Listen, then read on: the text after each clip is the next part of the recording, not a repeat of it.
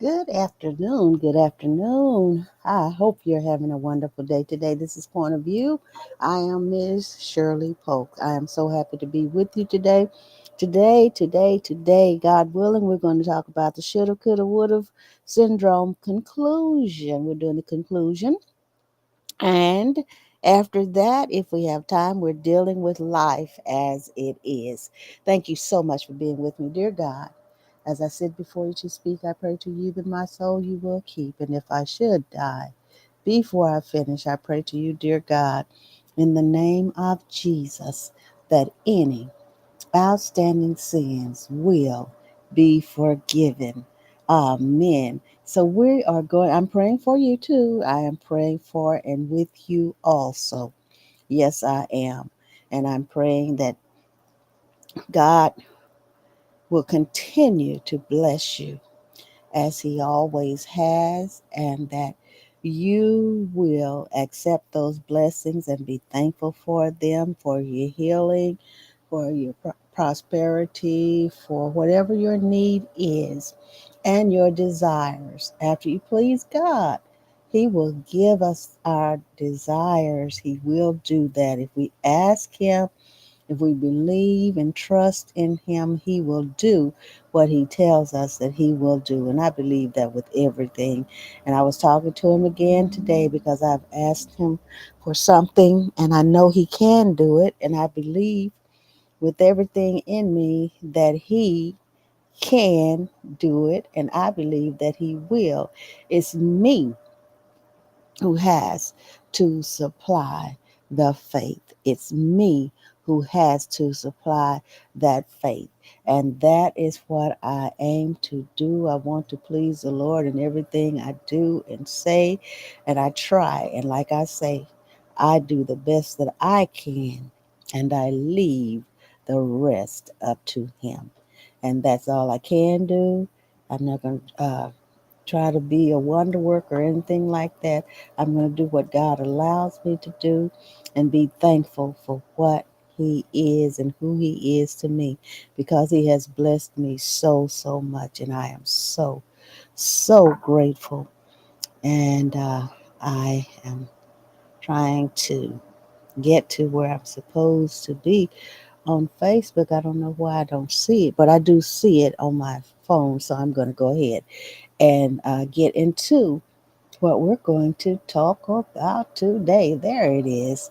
So I'm going to finish talking about the shoulda, coulda, woulda syndrome, and I want to go ahead and finish that. And I was in bloomtampabay.com on Tuesday, and so I want to get to this section. And I was down here breaking the spell by Dr. Ken, and he was talking to us, and he was saying that uh, ex- talking about the expert device advice strategies to stop dwelling, and dwelling means staying in that spot and pining over what you should have done, if you would have done this, what could have happened, and all that. So we are going to finish that up, okay? The top 10 relationship red flags that you should never ignore, and this is talking about relationships, and these relationships could be just friendships, they could be romantic relationships, they could be whatever kind of relationship it is, but sometimes they focus more on romantic relationships, but I'm going to go ahead and do this. Expert advice strategies to stop dwelling. It's time to free your mind from the emotional quicksand and dwelling on an ex. Here's some expert advice to help you out.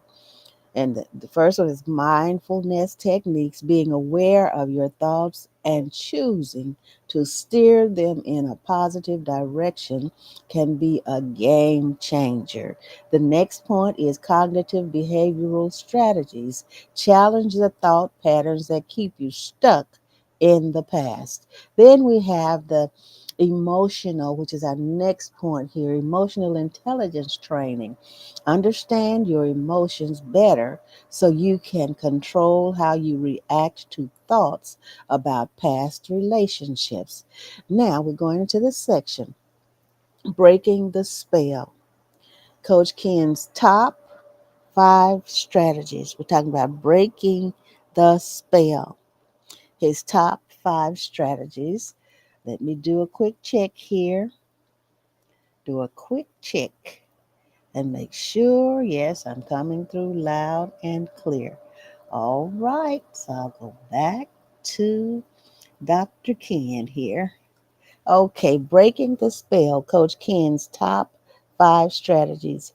And it's one thing to acknowledge that you're stuck in the coulda, shoulda, woulda loop, and quite another to break free from it. So, this is where an relationship expert, Coach Ken, comes in with years of experience and a knack for addressing even the most complex relational issues. He shares his top 5 strategies to help you recover. Number one, recognize you're under a spell. So we're in bloomtampabay.com, okay?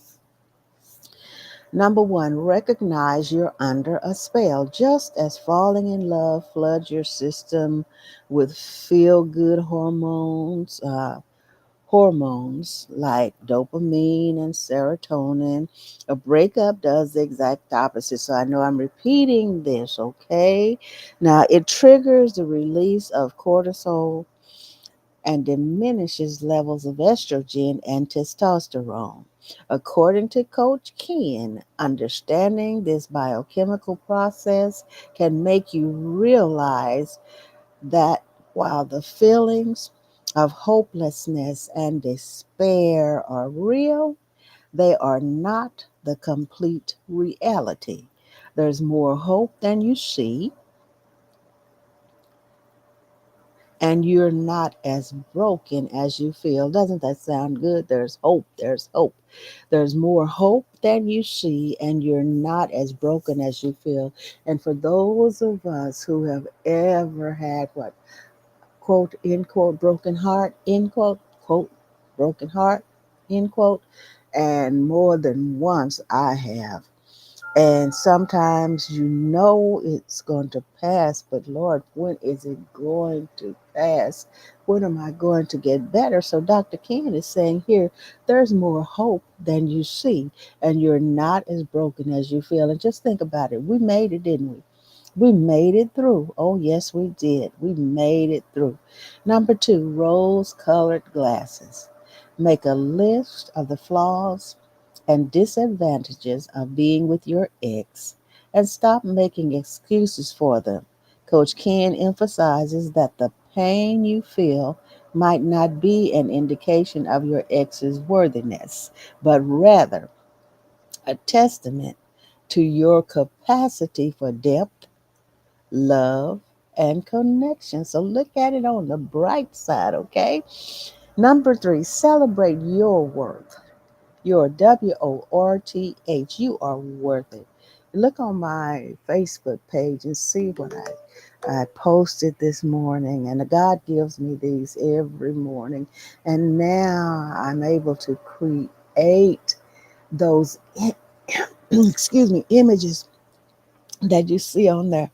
What a blessing. What a blessing. Hold on, please. Hold on for me. I'm going to cut my mic off.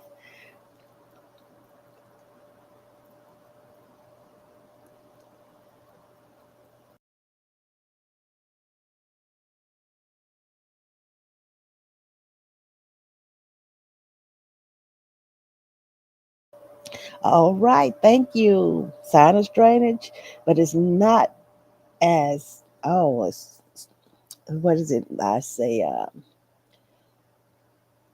serious as it was. And when I say serious, I don't think I was in any danger, but I did have that going on. But I am much, much better. Thanks be to God. Let me get on back into here talking about what Dr. Ken is saying to us about these relationships. We've come a long way, haven't we? Celebrate your worth. Take a moment to list down all the gifts, advantages, and good qualities you bring into a relationship. Often after a breakup, we go into a problem solving mode, trying to find the mistake that ruined everything. However, the reality may be, let me Okay, that may be quite different. Understanding your worth can break this cycle. Understand your worth. You are important. You are beautifully made. You are an individual that God put his time into, and he made you, he made me in his image, and we have our own personalities, our own features. We have everything. Every one of us is different, but yet every one of us is made in the image of God. Isn't that amazing?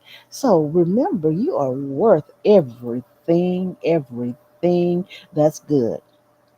However, the reality may be quite different. Understanding your worth can break this cycle. Number four, no more online stalking. And we did mention this on Tuesday, didn't we? Coach Ken coins the obsessive phase as dark limerence. The more you dig up details and allow yourself to stay fixated on your ex, the longer the pain persists.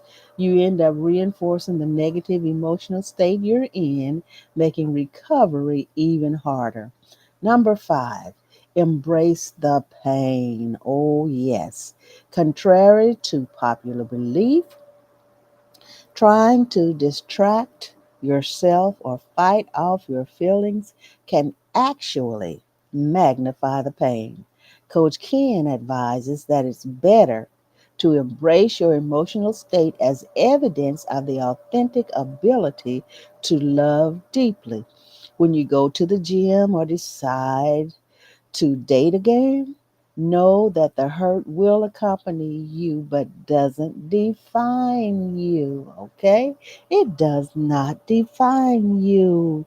Thank you for being here with me. Thank you, thank you, thank you. Oh, hello, Overseer Don. Thank you. And everyone else, I don't see your name, but I know you're with me. Thank you so much. And thank you for sharing this. Thank you so much. Okay. While it's essential to work on healing from past experiences, Coach Ken reminds us that transitioning to a new relationship also requires a balanced mindset. So here are some more golden nuggets from the relationship guru. And you say, well, I'm at this age and I'm at this age and I'm already settled and I am happy and I'm going on with my life. We never know when we will find ourselves in a different position in life because different positions do come. It's inevitable. And so people would say, some people would think, well, since you're this age, since you're seasoned citizen, that you don't need, you're past all of that, but they just don't know, do they? They just don't know. But what mama used to say, grandma, mother, all of my ladies that were before me, all of my family, and I've heard others ladies say it, and even men in our lives, keep on living, okay? Keep on living. Keep on living. Experiences will come that you never thought you would have to go through, but just keep on living. But remember, you are worth every bit of good that God has put inside of you, okay? Don't overanalyze the past, all right? Here's some nuggets from Dr. Ken. Don't overanalyze the past. It's easy to scrutinize every little thing that went wrong in your previous relationship. And it is true. And sometimes people get bogged down and some people have been beat down so emotionally and some physically till they just don't feel like they have any self-worth, and they overanalyze and scrutinize themselves and blame themselves. I'm not worthy, but you are worth every bit of good that God put in you, and then some, and then some. Claim your worth back. You are somebody. It's easy to scrutinize every little thing that went wrong in your previous relationship. Coach Ken suggests taking a deep breath and asking yourself whether your mistakes were toxic or simply human imperfections. You know, we do have those human imperfections. All right? So overanalyzing can make you paranoid and create a fear of ruining the new relationship. So, discern between unreasonable relationship breaking, blind spots, and regular human flaws. You hear that? Discern between unreasonable relationship breaking blind spots and regular human flaws. These are nuggets from Dr. Ken.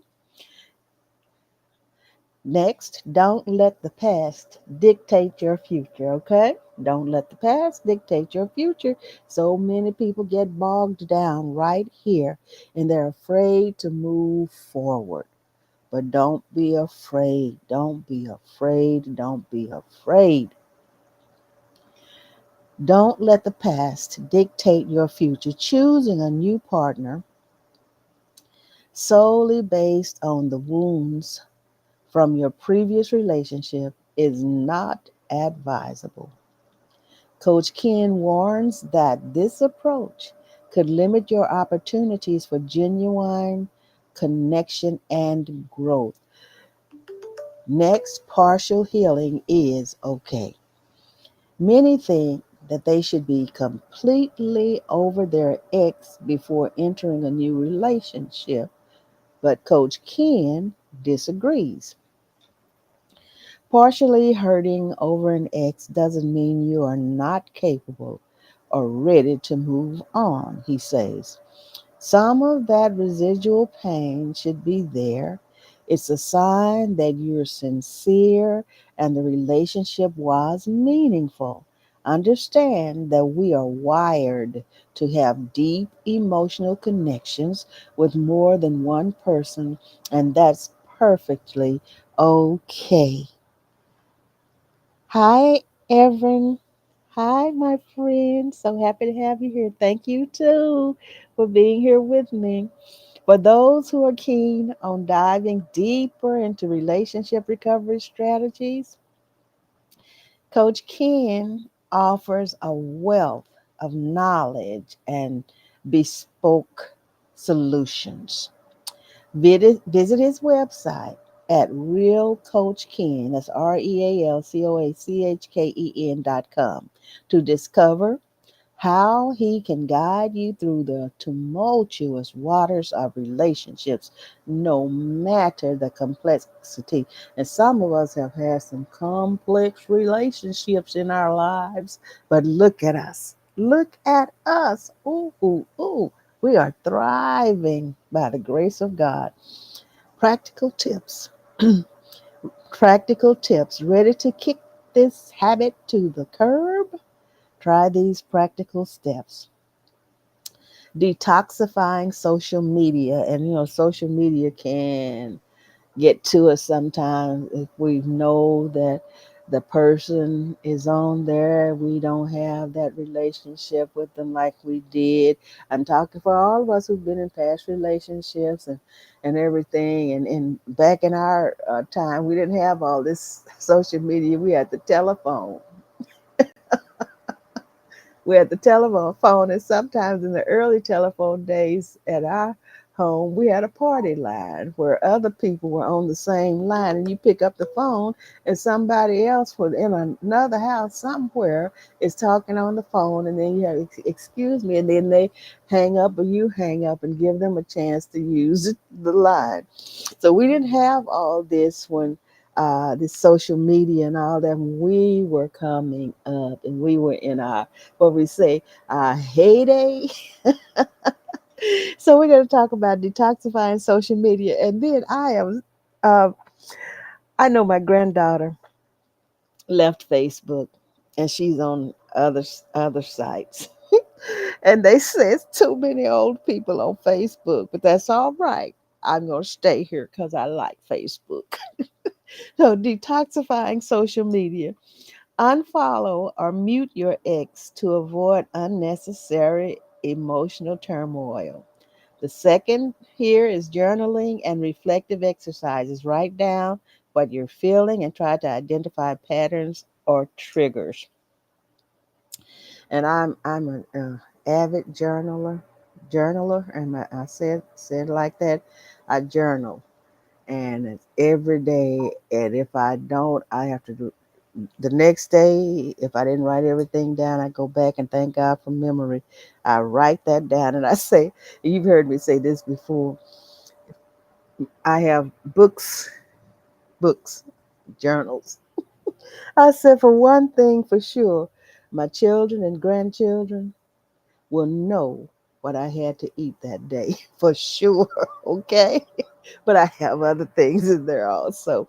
The third part here is speaking with a therapist or personal coach or relationship coach.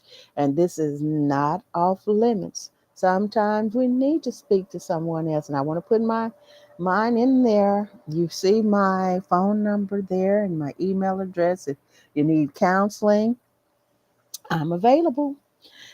Sometimes professional guidance can provide the clarity you need. Now, here we go with the importance of healing, what it really means. This is where we need to be getting to. The importance of healing, what it really means. And some people think, maybe they think, that because they have dedicated their lives to God and they're in ministry, that everything is just a-okay. No more heartbreak, none of that. Let me tell you right now, not trying to disappoint you, not trying to discourage anybody that might not know, but it happens on all fronts in every aspect of life. But let me tell you, because we have the faith that we have in God, even though we know things are going to happen, but because of that faith and that belief, we know that we're going to get through it, but we still have to go through the process, the pain, the hurt, the disappointment, and all that. But we will make it through. I guarantee. Take it from me. All right. The importance of healing, what it really means. Healing, often spoken about, but seldom truly understood.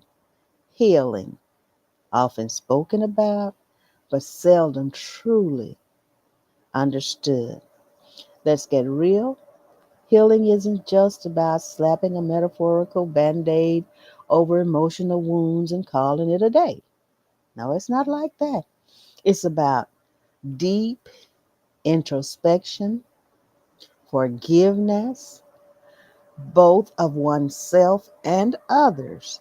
And most of all, it's about growth. Isn't this rich? This is so full and rich, isn't it? Think of healing as emotional alchemy, a transformative process that changes your emotional lead into gold. Okay, it changes your emotional lead, lead, into gold. Okay, that, hey, the change and you go to the real thing. Okay, but there is this process. What does healing look like? If you ask 10 people what healing means to them, you'll probably get 10 different answers. That's because it's a deeply personal, often abstract concept. For some, healing may mean the ability to look back at a past relationship without a pang of sadness or regret. For others, it might mean reclaiming their sense of self after feeling lost in a relationship. Yet others may define it as breaking free from the hold of past traumas to form healthier, more balanced relationships. The bottom line, healing involves restoring your mental and emotional well being so you're better equipped for the adventures life throws at you. Yes, including the romantic ones. Whoa, Nelly, I am so glad. I'm going to say thank you, Lord. And I'm lifting my hands that He directed me to conclude this and finish this and stay with this because somebody somewhere needs this. And who's to say or not say that it could be us in the future again? Okay? Love and Sync Temps tips for couples with mismatched libidos. Okie dokie now. Let's see what this is about. And Overseer Don said we had a straight line, but I remember the days of party lives. Yes. And she said, journaling is great. My daughter journals every day. Boxes of journaling. Yes, yes, for real. Yes, ma'am. Oh, yes. I understand. Yes, I do. Okay. The domino effect. What happens when we don't heal? Oh my goodness. What happens when we don't heal? Now, this is very important. This is why when we share this, the people in the future will be able to get this and they will be able to um, learn from this and be able to move on. Talking about the domino effect, what happens when we don't heal? Ignoring emotional wounds doesn't make them go away. It just makes you accumulate emotional baggage. For real, yes, it does. And trust us, baggage is something you don't want to bring into new relationships. And we've heard of it, and maybe we've been in it where we brought baggage into a relationship and it did not last. So I know many people have had that experience, but they didn't know what they were doing at the time. They didn't know. They just knew that they were cautious, they were very careful, and sometimes too careful, and that's what ended the relationship. Okay? And trust us, baggage is something you don't want to bring into new relationships. When we don't heal in everyday life, is the first point here. The unhealed emotional wounds manifest in myriad ways, from trust issues to distorted self image. This can affect your interactions with family, with friends, and even colleagues. It can. Simple things like meeting new people or confronting minor challenges can become emotionally draining tasks. The second point here is in future relationships. Ever heard the term emotional walls? Emotional walls, WALLS. Well, they're built from unhealed bricks. When you carry the weight of past relationships into a new one, you're setting yourself and your new partner up for failure. Unhealed traumas can also make you react disproportionately to minor relationship conflicts, trapping you in a cycle of emotional volatility. Okay, next, the journey to emotional wholeness. WHOLENESS.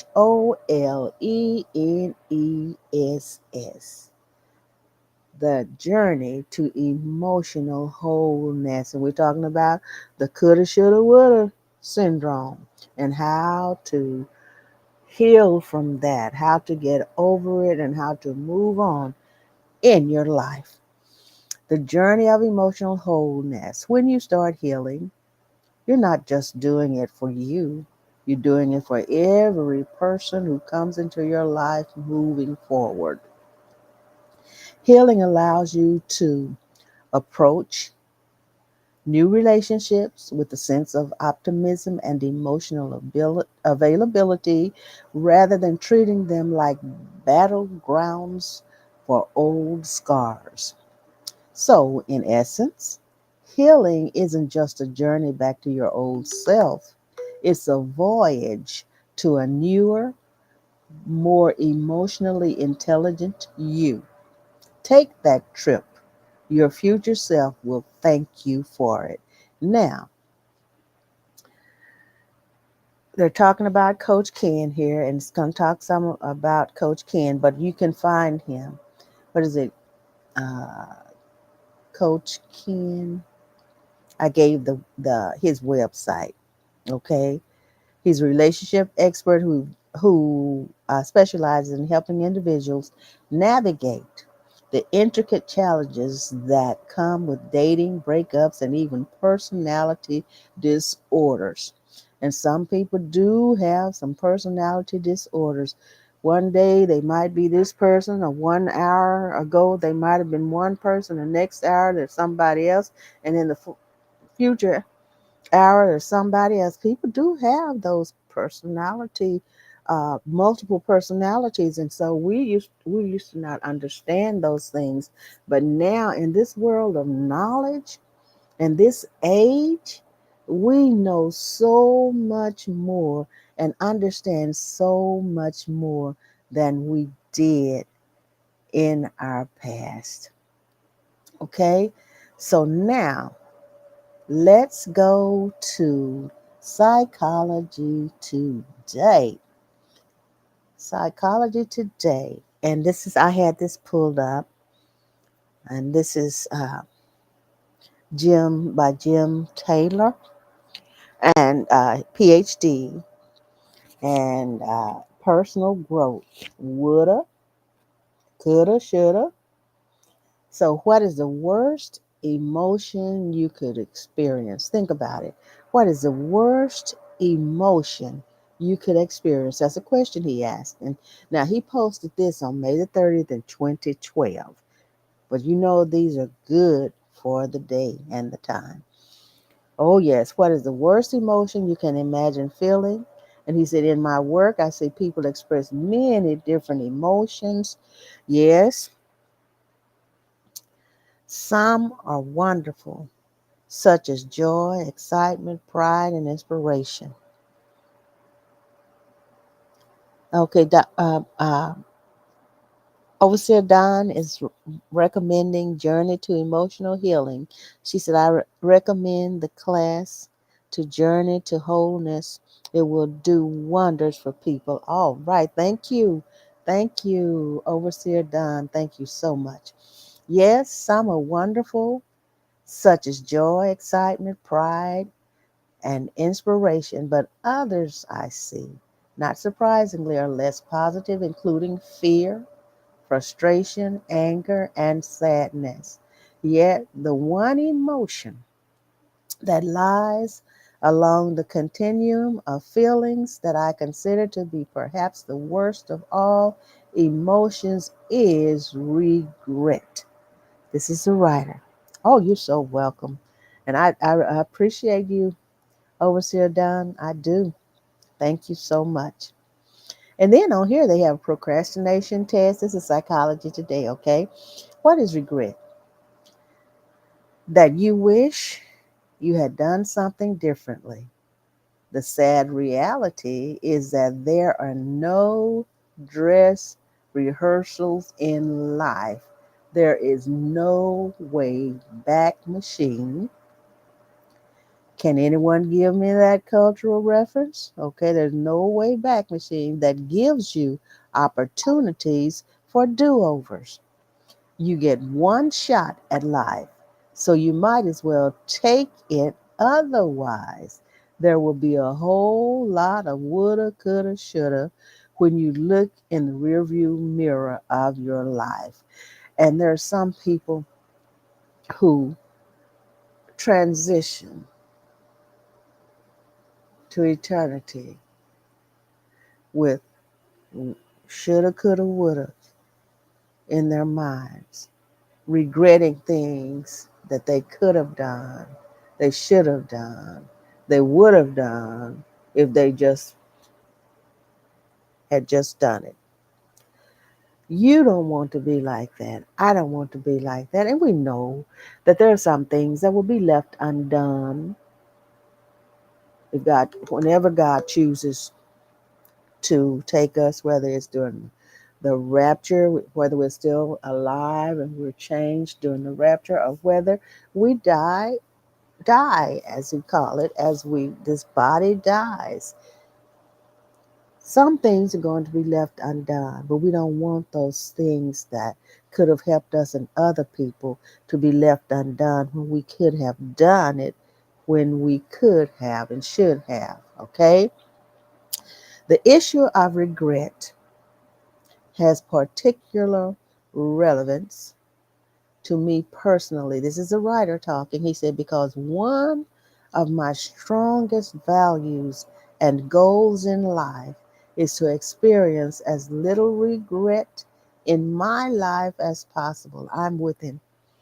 This take your shot approach to life has had, admittedly, its ups and downs. For example, he said, during my single years, I was shot down by a whole lot of women, he said. Conversely, though, the last woman I took my shot with turned out to be my wife. So don't ever give up, okay? Don't give up, all right? Is it one of Minister Daniel's? He used to, what did he say? What God? No, that's two different songs. But he used to say, "You can what God has for you, it is for you. You can have it. Reach up and grab it." Grab it, what God has for you, it is for you. And then there's another song, what God has for me, it is for me. And that is true. So conversely, though, this is what he said, the last woman I took my shot with turned out to be my wife. So don't give up, okay? Excuse me. Regret relates to action or inaction for me, he says. Life presents all kinds of opportunities to us, and that is a fact. We then have a choice whether to embrace or reject the opportunity. We can take a leap of faith and risk plummeting to our depths, metaphorically, of course, or we can keep our feet firmly planted on the ground and ensure our safety while also missing out on what the opportunity had to offer. And so, what is it? They say six in one hand and a half dozen in the other. But hey, you have to do something, okay? So I don't. He said, I don't know many people who I who have regrets for what they did in their lives, except perhaps really stupid things that had permanent and bad consequences for when they acted on an opportunity, even if it didn't work out. So he said, I do know many people who have immense regret for what they didn't do, what they did not do, or when they failed to act when an opportunity arose, whether the idea not pursued, the job not taken, or the person not asked out on a date. Yet, when people live safe lives, regret is what they will surely experience. All right. Now, let's get on here. He said, I came across a blog recently written by a nurse who takes care of dying patients. The post described the 5 regrets that she heard most frequently from her patients. Number 1, I wish I'd had the courage to live a true life to myself, not the life others expected of me. And can't we get caught up in that? I am so thankful that God delivered me. Oh, yes, He is. He did it. Yes, He did. Are you delivered from people living their lives through you and telling you how you ought to live? This regret is perhaps the most elemental because it lies at the heart of leading a rich life. So much of the lack of meaning, satisfaction, and happiness that people experience can be boiled down to the fact that they are not living life that is consistent with their true selves, their true values, and their true goals. This incongruence creates a tension that can only lead to an unfulfilled life. Oh my God. So, by eschewing regret, we to jettison the expectations of others and create a life that is authentic and rewarding. And hold on, I feel like I've got a little cough coming on, so I'm going to turn my mic off here. Oh, please.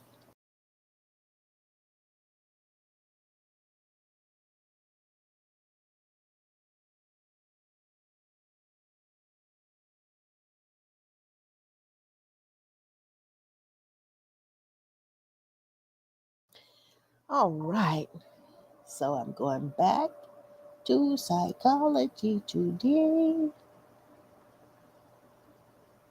And then the second regret that the nurse heard most often, the second is, I wish I didn't work so hard. I actually have mixed feelings about this regret. This is the author talking. I think that if you experience regret, number one, and you are in a career that isn't aligned with who you are, then yes, you will feel great regret for having spent time working when you could have been devoting your time to activities and people that you value. And I have done research and I've even presented where some people have changed careers, and sometimes it wasn't in the middle of their lives, it was like the latter part when they passed 50 and 60. They changed and they were so happy that they did change. So that's a regret. Some people regret when they're on their deathbed that they worked so much. At the same time, if your career is one like mine, this is the author saying, that you have great passion for, it is a source of satisfaction and pride, and you feel productive, valued, and connected, then this regret may not be relevant to you. As with most things in life, it's probably best to strive for a balanced life that includes engaging work, interesting avocations, and nurturing relationships. Oh, yes. Oh, yes. Number three, this is the third regret. I wish I'd had the courage to express my feelings. I wish I'd had the courage to express my feelings. Isn't it sad? Isn't it sad that so many people have left life with these regrets? And this is for us to make sure that we live life to the fullest, the best that we can. And you see my second topic here, I don't even know whether I'll get to that or not because it's 1:45 already, but God willing, if I don't get to it today, I will get to it on Tuesday. Number three, I wish I'd had the courage to express my feelings. Living a life full of regret expresses itself powerfully in our emotional lives that are dominated by the unhealthy emotions that I described above, for example, fear, frustration, and anger. Unfortunately, our culture and many families don't encourage a healthy emotional life in which we have the opportunity to truly understand our emotions and their causes, are allowed to embrace the spectrum of emotions and can freely convey what we feel, whether positive or negative. Yet, only by experiencing the complete range of emotions can we experience the full depth and breadth that life has to offer. A life that aims to experience no regret inspires us to be thoroughly in touch with all of our emotions, whether hurt or loneliness or love and excitement, and frees us to have the courage to express those emotions in ways that are genuine and that enrich our lives. And we can't, even though so many times we thought, and I never blame mom and dad because I understand now that mom and daddy, hey, we were blessed, highly favored and blessed to have the parents that we have. They're still our parents, even though they've transitioned, and I am so thankful. But there's things that mom and daddy learned from their parents, and their parents learned from their parents, and then like things like, oh, sometimes they said, well, you want to ask a question. If you ask them something, then you want to know why, but you might have gotten slapped in the mouth by you saying why, or but why, I don't understand. We didn't do that. We did not do that. But now, with the parenting today and the understandings that we have and what we've learned in our years of experience, that the children are able to get understanding now and are able in a respectable way to ask questions and to get the answers they need from the parents and the guardians or whoever have uh, the responsibility of guiding them in their lives and taking care of them. So times and people have changed because we've come into an age of more understanding, and knowledge is so prevalent out here, and we're able to understand so many things now. We can look back and say, I understand.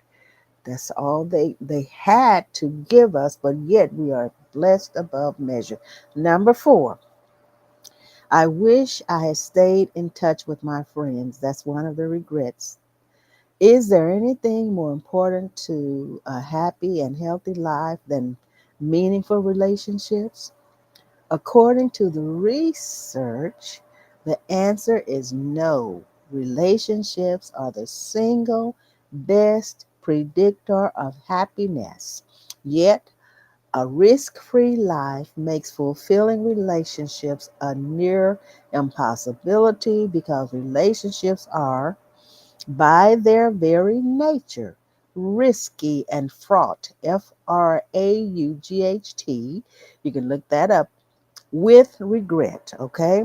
Also, our mobile, fast paced, and technologically connected culture often doesn't leave time for relationships to grow and flourish. Rejecting regret frees us from these inhibitions and allows us to pursue and continue relationships with gusto. Number 5, I wish that I had let myself be happier. That is so sad. That's so sad.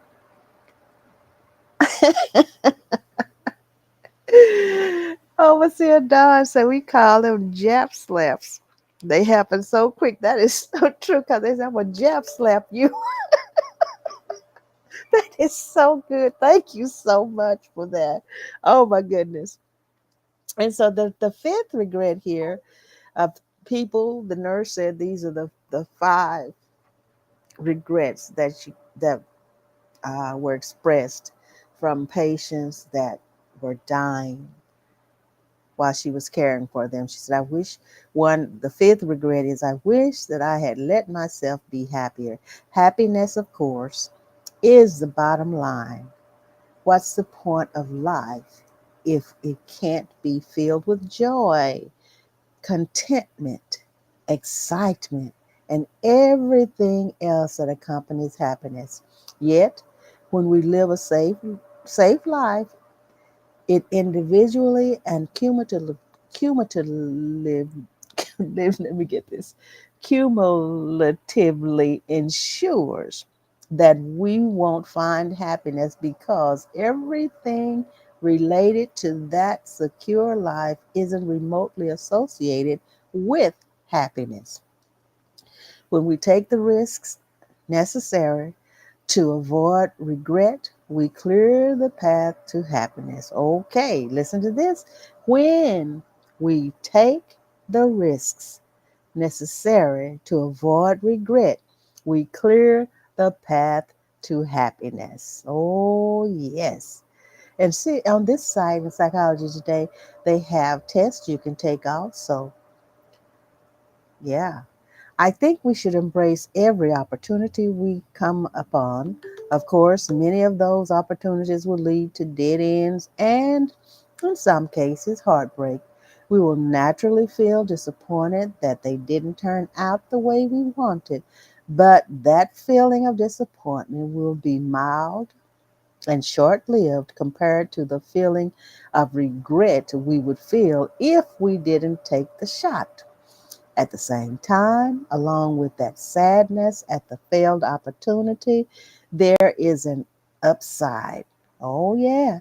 You will feel a certain pride in knowing that at least you went for it and gave it your all.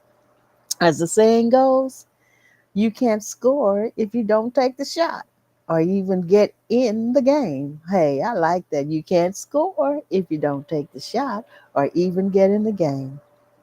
And along with regret is a question that will gnaw at us for every missed opportunity and chance to take action that passed us by. What is it? I wonder what could have been. Yep. We don't have a crystal ball in which we can gaze into the miasma of the past to see what would have happened if we had let go of our fears and gone for it. Of course, good things don't always happen when we take action, but he says, I'm going to argue that more good things happen when we go for it than when we run from it. So there's another old saying that it's better to make errors of commission than errors of omission. I like that too.